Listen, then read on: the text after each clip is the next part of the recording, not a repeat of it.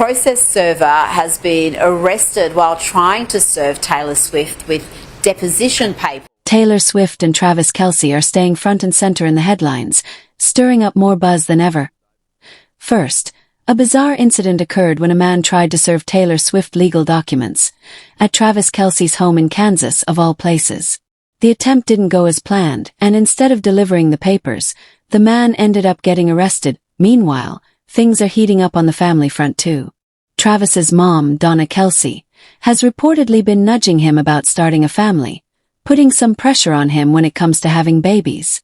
And to add to it, Travis's brother, Justin Kelce, is playfully rubbing it in, boasting about his own growing family and joking that he's already ahead in the family scoreboard. Mom's always had Travis number one. I do know. Listen, and right now, Mom has Jason number one because he has kids. In Hollywood, Taylor Swift's concert film is doing more than just breaking records.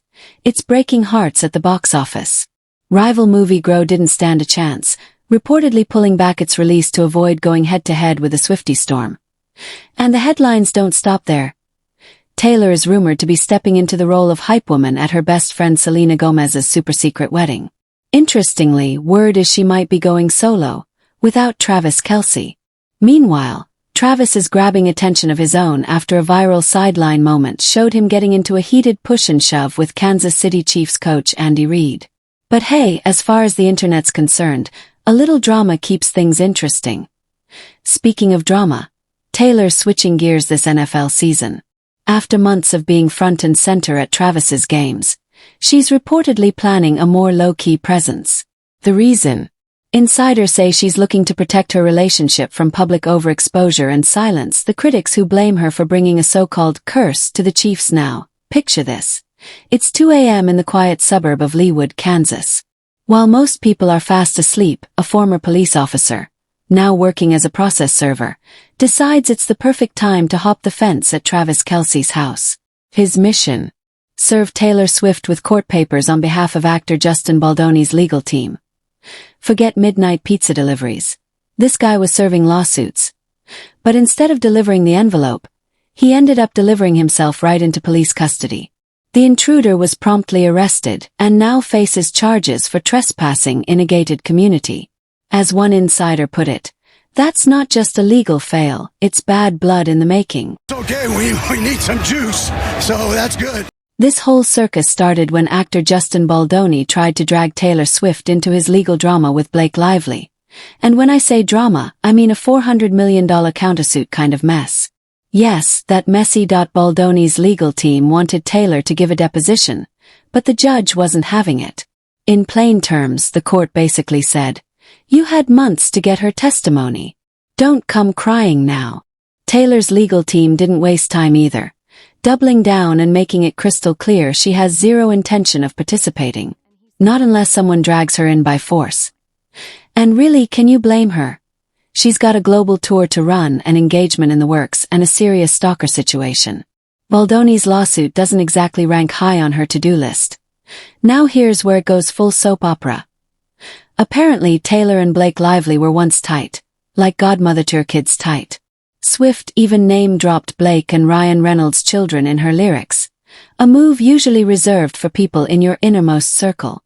But insiders say things soured when Taylor felt used, accusing Blake of pulling her into the Baldoni drama, nicknamed the Dragons case, without warning. And no, Dragons isn't a Game of Thrones spin-off. It sounds more like a group chat meltdown that spiraled into a courtroom battle. Fast forward, and the fallout is icy. Taylor has reportedly cut off Blake. Travis Kelce unfollowed Ryan Reynolds.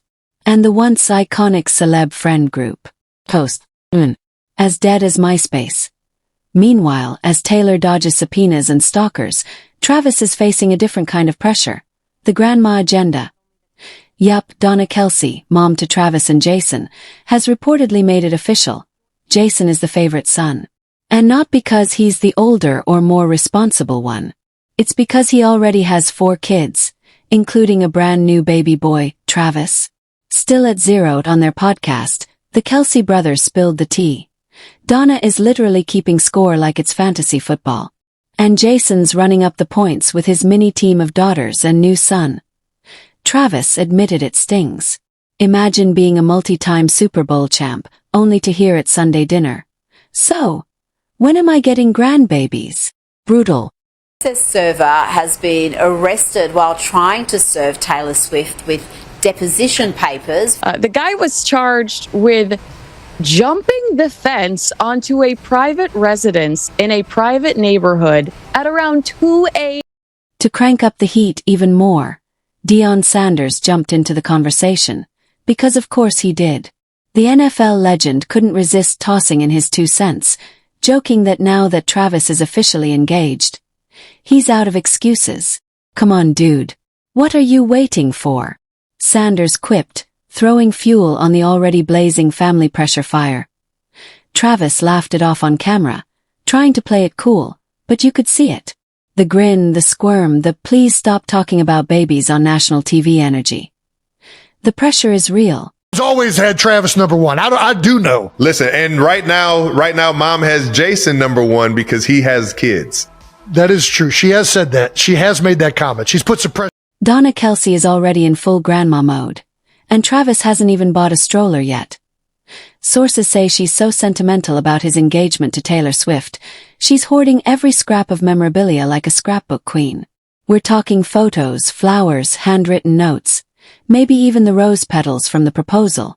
At this point, Donna's less proud mom and more future curator of the Kelce Swift Museum. Let's not pretend she's not a full-on Swiftie either. She's been glued to every podcast episode, calling Taylor and Travis loving and authentic, which is basically mom code for, "I'm already planning TikToks with my future grandkids." She reportedly adored the engagement announcement. If anyone's more excited than the internet, it's her.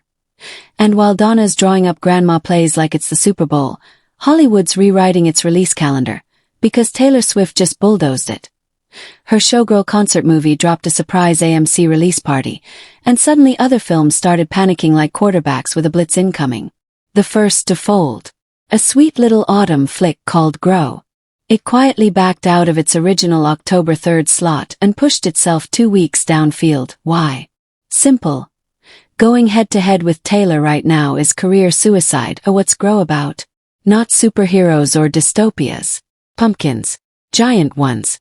Add a pumpkin-obsessed girl, some quirky characters, and Scotland's misty hills, and you've got the most autumn-core movie ever made. The twist. It stars the fresh-faced actor about to become the next Harry Potter, plus Nick Frost playing a Hagrid-type figure. Potterheads are buzzing, even if it's just pumpkin patch warm-up before broomstick season. But insiders say the delay isn't shade. It's survival. Taylor's Showgirl film pulled $15 million in pre-sales on day one. She called it one of the biggest pre-sale days ever. Translation. That's not a fan base. It's an army with credit cards. Opening weekend projections? Somewhere between $30 to $50 million. For a 1-week-only run. That's Marvel numbers. But with sequins and backup dancers. Other studios are holding their ground, for now. The Rock and Emily Blunt are still flexing the smashing machine on October 3rd, and Disney is dusting off Avatar, The Way of Water for a re-release. But good luck. When Swifties invade theaters, it's like trying to outshout a marching band. In heels. Meanwhile, Taylor might be prepping for another headline. Selena Gomez's secret wedding word is Selena's tying the knot with Benny Blanco in Montecito, and it's locked down tighter than Fort Knox. Guests don't even know the location. They'll be shuttled in like blindfolded contestants on The Amazing Race. Taylor? She's all in as Selena's ultimate hype woman. But maybe solo. Insiders say Travis might miss the big day due to game day obligations. The Kansas City Chiefs are taking on the Ravens the very next day, which means Travis is likely grounded by curfew rules stricter than your grandma's flower girl moment. Still up in the air. Back in December, when Selena flashed the ring on IG, Taylor jokingly offered to toss petals. Imagine, 35-year-old Taylor Swift, multi-Grammy winner, strutting down the aisle in designer heels, flower basket in hand like it's Coachella. But unless Travis learns how to teleport, the odds of him making both events are slim. Still, Taylor once flew from Japan mid-tour to make it to the Super Bowl. If anyone can pull off a time zone miracle, it's her, as Selena lives out her real-life fairy tale. After meeting Benny in 2019, going public in 2023, and locking it down in 2024, Travis is making headlines for something way less romantic. A sideline shove fest with coach Andy Reid. The Chiefs were coasting to a 22-9 win over the Giants, when cameras caught Travis and Reid going chest to chest like it was WrestleMania. Fans split immediately. Some say it was just fiery passion. Others think Travis's head isn't in the game, spiraling from dropped passes to full-on tantrums. Insiders say Andy wasn't happy with Travis's early energy and hit him with a classic dad voice. "Pick it up, son." And then gave him a literal push back into gear. To be fair, this isn't their first rodeo. Kelce and Reid have a whole history of heated sideline debates, Super Bowl included. They always kiss and make up later. Figuratively. Reid even shrugged it off post-game with his signature, "That's okay." Like it was just another Tuesday at Arrowhead. But when your tight end is also half of the world's most watched couple, every shove, glare, and sigh becomes its own headline. To fans, this wasn't just football. It was a reality show with cleats. Waiting on, dog. So what you waiting on? You know, like I tell my kids, I know we've had some close calls. I told my kids. And while Chiefs Kingdom is still replaying that sideline shove like it's the Zapruder film, Taylor Swift is quietly rewriting her own NFL playbook. The queen of stadium takeovers, who once turned Arrowhead into her personal encore. That's okay. We need some juice, so that's good. Has reportedly decided to dial it way down this season. No more glam walks through the tunnel, no high-five parades in the suite, and definitely no full-blown concert-level entrances. Now, she's sneaking in like a pop star ninja, slipping behind tinted screens and ducking cameras like she's on a covert mission. Fans are buzzing. Some say it's a safety thing, others think she's just burned out from the media circus. But insiders insist this isn't about fear. It's strategy. Taylor's protecting the one thing that's more fragile than her vinyl sales during a restock. Her relationship the goal? Keep her romance with Travis from becoming the Taylor and Travis show. Arrowhead edition. Because let's face it, last season the NFL was basically airing a live documentary on their love story. This year? Less spectacle, more substance. Next Vice 6. Think about it. The last 2 NFL seasons were basically a rom-com with shoulder pads. Cameras cutting to Taylor every 5 minutes. Dads yelling at their TVs like she's calling the plays. Swifties learning what third down means and reacting like it's a Billboard chart dropped. It was chaos. Glorious. Quickly, they haven't huddled a couple of times during this drive, and now we're going to try to slow things down. It's chaos. But now, Taylor saying, "Chill, I'll still be here, just not stealing the spotlight." Translation. She's handing Arrowhead back to the football bros while still keeping her VIP pass and her man. Insiders say she and Travis are completely on the same page. He's laser-focused on chasing another Super Bowl ring. And she's smart enough not to give critics an easy out if things go sideways in the playoffs. Because let's be real. If the Chiefs lose, half the internet will start screaming about a Taylor Swift curse, and nobody has time for that lazy narrative, so Taylor's fading just enough into the background to let the football do the talking, while still being close enough to support her MVP.